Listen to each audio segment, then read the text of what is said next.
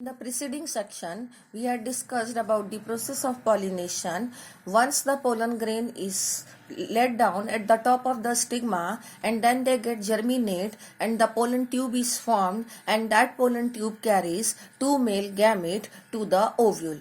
After that, the process of fertilization will take place. In angiosperm, the fertilization which takes place is a double fertilization. It is called as double fertilization and triple fusion. How can we understand the process of double fertilization and triple fusion? In your book, it is given on page number 34. But here I am discussing you. This is the structure of anatropous ovule. Anatropous ovule is this. Anatropous ovule is an inverted ovule. But in your book, they have drawn the orthotropous or the straight ovule.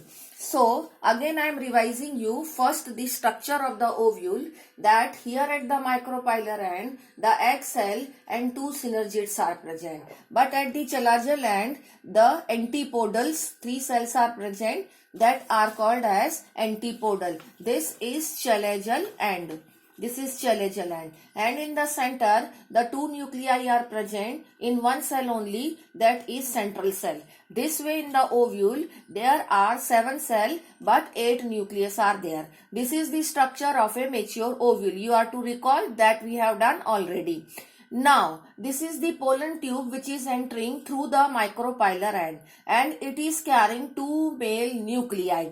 Now, this complete male and female part are ready for reproduction. How do reproduction will take place? This pollen tube will take the entry into the ovule through the synergids. And now the first of the male nuclei will get fused with the egg cell. Here I have written first male nuclei will fuse with the egg cell to form zygote, and second male nuclei will get fused with the central cell, and it will central cell, if it is already fused, to form the secondary nucleus. These two nucleus will fuse together to form secondary nucleus. So the second male nuclei will fuse with the secondary nucleus and will result into the formation of PAN, that is primary endosperm nucleus. Now one thing which we are to understand, that male nuclei is haploid and egg nucleus is also haploid. So this haploid and this haploid when joined together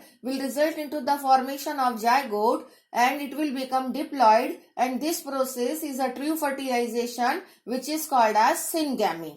But another male nuclei will fuse with the secondary nucleus. Male nuclei was haploid and secondary nucleus is diploid. It will result into the formation of a triploid nucleus, that is primary endosperm nucleus.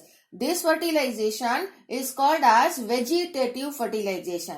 That way in angiosperm, the two-time fertilization takes place. One is true fertilization, syngamy, and another is vegetative fertilization. Hence it is called as double fertilization. And why triple fusion? Because in primary endosperm nucleus there are 3 nucleus, 2 are the polar nuclei which has already fused to form secondary nucleus, and 1 is male nuclei. Hence in angiosperm it is called as double fertilization, triple fusion. I am sending the photograph of the ovule along with the video.